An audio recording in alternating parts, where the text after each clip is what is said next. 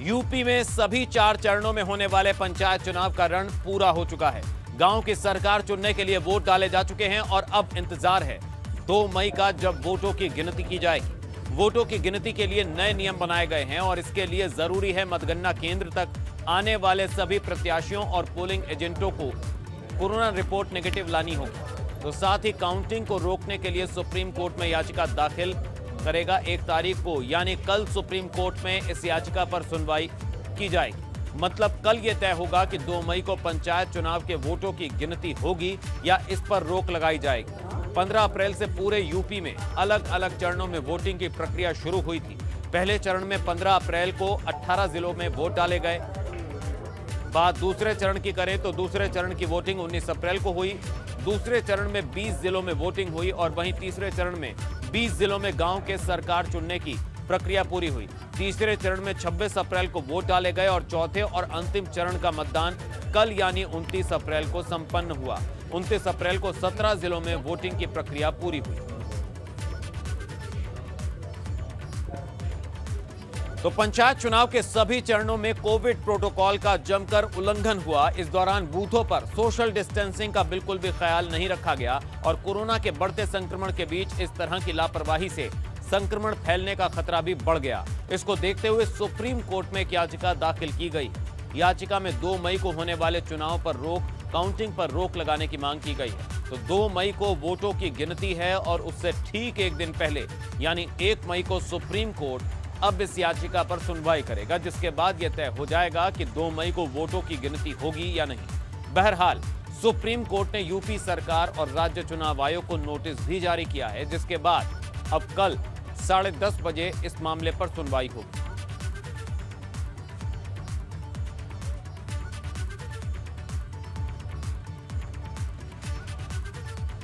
और आइए सीधा रुख करेंगे, हमारे साथ लखनऊ से सहयोगी विवेक त्रिपाठी जुड़ चुके हैं।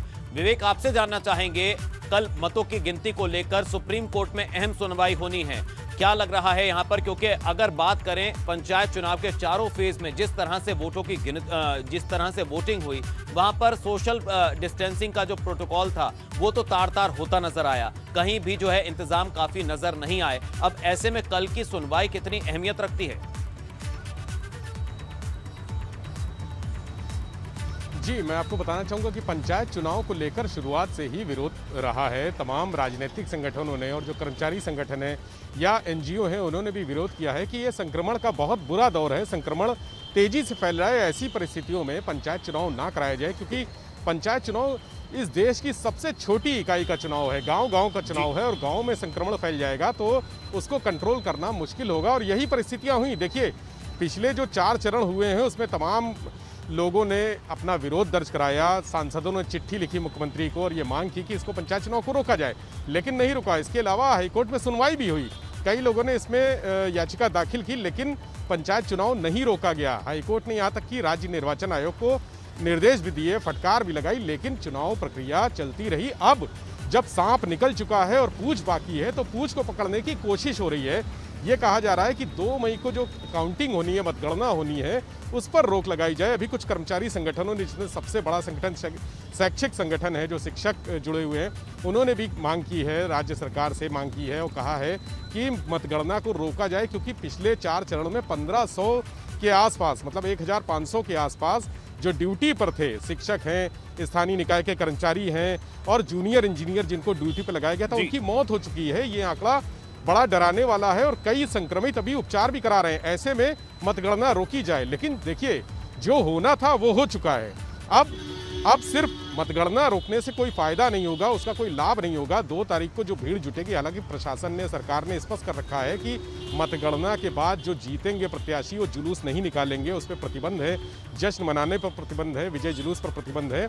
इसको लेकर सरकार ने पूरी तैयारी कर रखी है और जैसे कि सुनवाई कल होनी है सुप्रीम कोर्ट में, तो ऐसा नहीं लगता है कि ये प्रक्रिया रोकी जाएगी, क्योंकि सारी चीज़ें हो चुकी हैं। बस अब मतगणना बाकी है और इसका कोई रोकने का हल भी नहीं निकलेगा, नतीजा भी नहीं निकलेगा। तो ये माना जा रहा है, जो जानकार हैं, सरकार के लोग हैं, जो अधिकारी हैं, प्रशासनिक अधिकारी, वो मान रहे हैं कि अब मतगणना नहीं रोकी जाएगी। ये प्रक्रिया चूंकि खत्म होने वाली है तो इसको जल्दी से जल्दी निपटा के फिर सरकार अपनी आगे की तैयारियों पर ध्यान देगी कि आगे जो संक्रमण फैला हुआ है उससे कैसे निपटेंगे, उस पर कैसे काबू पाएंगे, उसके लिए हमें क्या रणनीति बनानी है। जैसा कि आज सरकार ने, जैसे ही मुख्यमंत्री आइसोलेशन से बाहर आए हैं और उन्होंने शहर में बड़े अस्पतालों का निरीक्षण किया है, डीआरडीओ का जो अस्पताल बन रहा है उसका निरीक्षण किया है और टीम 11 को कम करके टीम 9 बनाई है। इससे लग रहा है कि सरकार अब सख्ती के मूड में है। अभी तक वो सख्ती नजर नहीं आ रही थी। जब संक्रमण फैल रहा है, अस्पतालों में बेड नहीं है, ऑक्सीजन नहीं है, इन सब को लेकर हाहाकार मचा हुआ है, लेकिन वो सख्ती नहीं दिख रही थी। अब चूंकि मतगणना हो जाएगी, सारे रिजल्ट आ जाएंगे सामने, उसके बाद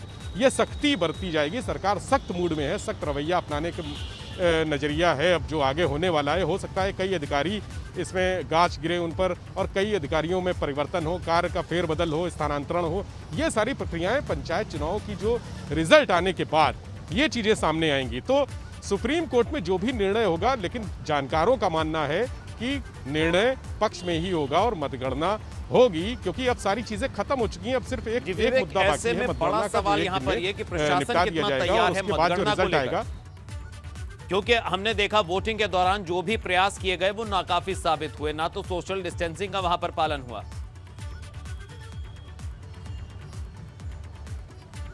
बिल्कुल सही कह रहे हैं आप। सोशल डिस्टेंसिंग का पालन तो पंचायत चुनाव के किसी भी चरण में नहीं हुआ है। हमने देखा, तमाम अपने एबीपी गंगा के दर्शकों को भी दिखाया कि किस तरह से पूरे गांव-गांव जो मतदान केंद्र बने थे वहां भीड़ इकट्ठा है। ना ही कोई मास्क लगाए है, ना ही किसी ने सैनिटाइजर का इस्तेमाल किया है। जो फिजिकल डिस्टेंसिंग थी उसका भी पालन नहीं हो रहा है। लोग एक दूसरे से सट कर खड़े हैं। यही वजह है कि गाँवों में जहां जहां चुनाव हुए वहां संक्रमण की दर 8% तक बढ़ी और ये बढ़ के 13-14% तक हुई। अभी और ये दर सामने आएगी तेजी से। गांव जो अब तक पिछले जो कोरोना की वेव थी उसमें बचे हुए थे, लेकिन अब ये गांव-गांव फैल चुका है। तो अब मेरे ख्याल से जो स्थितियां हैं उसमें ऐसा नहीं कहा जा सकता है। कल भी 2 तारीख को जो स्थितियां होंगी वहां भी ऐसे ही नज़ारे देखने को मिलेंगे। लेकिन जैसा मैंने कहा, सांप निकल चुका है, पूछ बाकी है। तो उस पूछ को लेकर कोई भी इनके पास उपाय ऐसा नहीं है, कोई भी रणनीति नहीं है। वहाँ पर जो जुटने वाली भीड़ है उसके लिए सुरक्षा व्यवस्था तो है, निर्देश भी हैं, लेकिन वास्तविक धरातल पे जो चीज़ें होती हैं वो वही चीज़ें होती हैं जो हम बार बार अपने दर्शकों को दिखाते आए हैं। भीड़, सोशल डिस्टेंसिंग का पालन ना करना, मास्क और सैनिटाइजर का ना होना, चाहे वो मतदाता हो और चाहे वो प्रत्याशी हो या फिर जो फोर्स लगी है, जो चुनाव में कर्मचारी ड्यूटी पर दे रहे हैं, उनके सबके यही हाल है, सबकी यही स्थिति है। शुक्रिया आपका विवेक, इस तमाम जानकारी के लिए, हमारे साथ जुड़ने के लिए। चलिए आइए अब आपको 4 तस्वीरों के जरिए पंचायत चुनाव के 4 चरण में क्या कुछ हुआ वो समझाते हैं। तो किसी भी चरण के चुनाव में कोविड प्रोटोकॉल का पालन नहीं हुआ। तस्वीरें देख सब कुछ बयां कर रही हैं। सोशल डिस्टेंसिंग की जमकर धज्जियां उड़ाई गईं, जिससे साफ है कि प्रशासन की तैयारी अधूरी थी। चारों चरण के चुनाव में जमकर हिंसा भी हुई। सुरक्षा के कड़े इंतजाम के बावजूद बैलेट बॉक्स लूटे गए।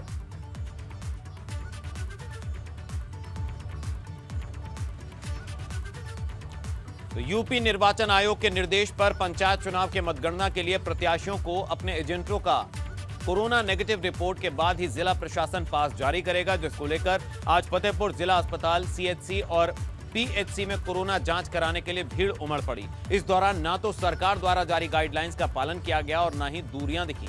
सोशल डिस्टेंसिंग का पालन करवाने के लिए पहुंचे पुलिस के जवानों से भी भिड़ते नजर आए, जिससे डॉक्टरों में खासी नाराजगी देखी गई।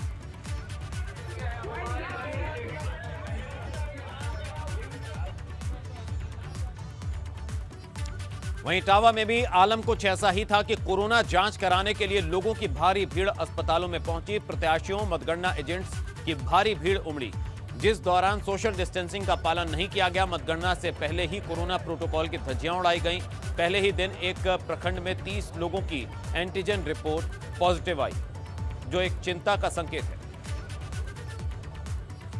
अब श्रावस्ती की तस्वीरें देखिए, जहां 2 मई को मतगणना एजेंट बनने के लिए होड़ मची हुई है। ब्लॉक संसाधन केंद्रों पर भारी भीड़ जमा हो रही है। खिड़कियों पर लोग एक के ऊपर एक लदे हुए नजर आ रहे हैं, मानो किसी भी कोरोना संक्रमण का कोई किसी में खौफ नहीं है।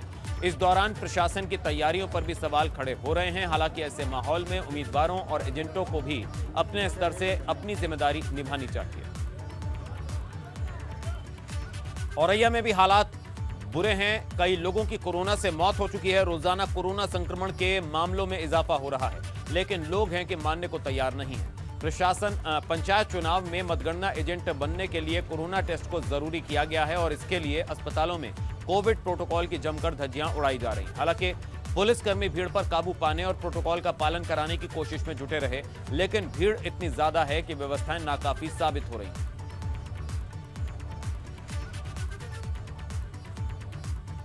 शामली में भी पंचायत चुनाव में मतगणना के दौरान चुनाव में एजेंट बनने के लिए होड़ लगी हुई है। कोरोना टेस्ट की रिपोर्ट अनिवार्य होने की सूचना पर सामुदायिक स्वास्थ्य केंद्र पर सैकड़ों लोगों ने पहुंचकर कोरोना टेस्ट कराया। स्थिति बिगड़ती देख स्वास्थ्य कर्मचारियों को पुलिस तक को बुलाना पड़ा, लेकिन अस्पतालों में जमकर सोशल डिस्टेंसिंग की धज्जियां उड़ाई गईं। मौके पर पहुंची पुलिस ने व्यवस्था को संभालते हुए भारी मशक्कत कर लोगों को लाइन में खड़ा किया, जिसके बाद लोगों ने अपने कोरोना टेस्ट कराने शुरू किए। तब जाकर सीएचसी पर हालात सामान्य हुए। अब अमरोहा की बात करते हैं, जहां जिले में 2809 कोरोना के एक्टिव मरीज हैं। बावजूद इसके लोग सतर्क नहीं हो रहे।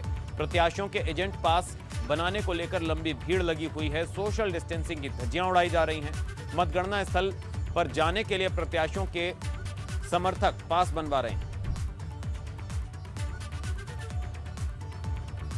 वहीं बाराबंकी जिले में भी मतगणना पास बनवाने के लिए विकास खंडों में भीड़ उमड़ पड़ी और जिसके बाद सोशल डिस्टेंसिंग की धज्जियां उड़ाई गई। बाराबंकी जिले के हरक, मसौली, देवा और बंकी ब्लॉक सहित अन्य ब्लॉकों में मतगणना का पास बनवाने के लिए आज लोगों की जबरदस्त भीड़ उमड़ी। ये नजारा देखिए बंकी ब्लॉक का है, जहां किस तरह ये लोग कोरोना गाइडलाइंस का उल्लंघन कर रहे हैं, जहां ना तो किसी के चेहरे पर मास्क है और ना ही सोशल डिस्टेंसिंग का ख्याल। बिजनौर में भी कोविड टेस्ट कराने के लिए एजेंटों की भीड़ उमड़ी और कोविड प्रोटोकॉल की धज्जियां उड़ाई गईं। साथ ही सोशल डिस्टेंसिंग का भी पालन नहीं हुआ। थाना कोतवाली देहात के सुंदर कोतवाली का मामला है।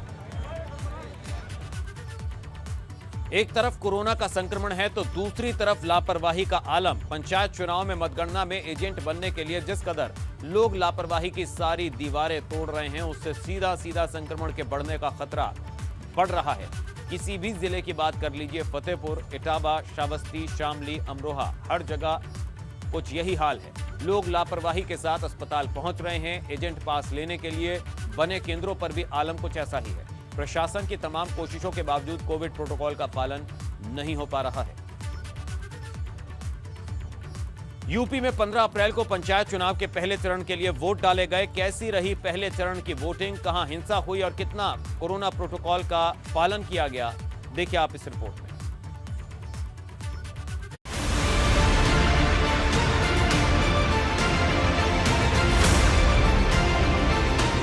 पहले चरण के लिए 15 अप्रैल को 18 जिलों में वोट डाले गए। पहले चरण में ही पंचायत चुनाव के दौरान जमकर हिंसा हुई। झांसी और आगरा से बवाल और हंगामे की तस्वीरें सामने आई।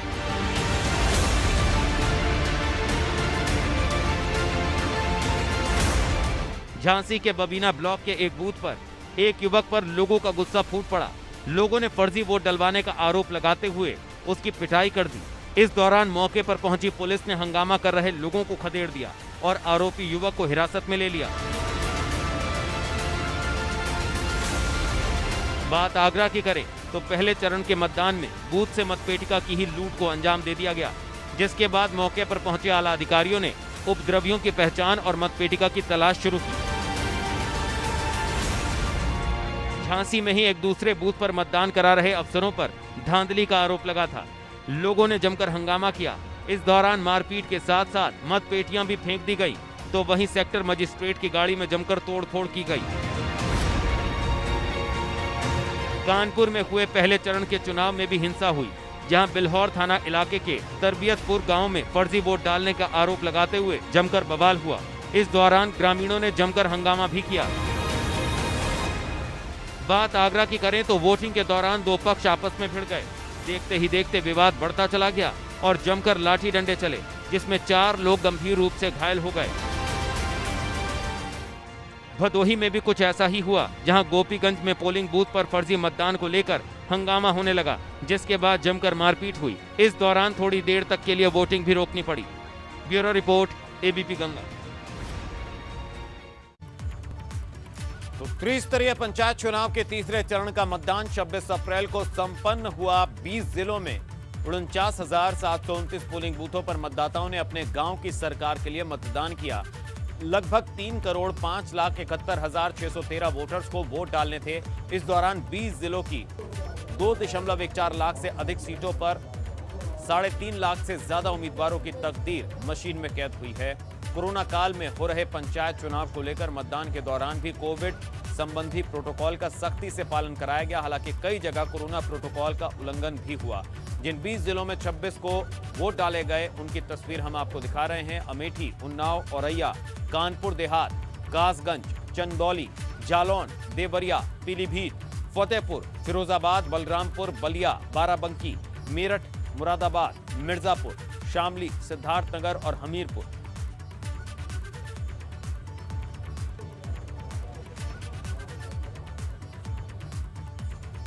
तो तीसरे चरण में जिन 20 जिलों में वोटिंग हुई, उनमें कई जगह कोविड प्रोटोकॉल का जमकर उल्लंघन हुआ। हालांकि प्रशासन की तरफ से दावा किया गया कि कोरोना के बढ़ते संक्रमण को देखते हुए कोरोना गाइडलाइंस का पालन होगा, लेकिन जो तस्वीरें पूरे दिन अलग अलग जिलों से सामने आई, उससे साफ हो गया कि कोरोना को लेकर वोटिंग के दौरान लापरवाही किस कदर बरती गई। तस्वीरों से साफ है कि मतदाताओं को अपने मताधिकार को लेकर जागरूकता दिखी, लेकिन कोविड प्रोटोकॉल भूल गए।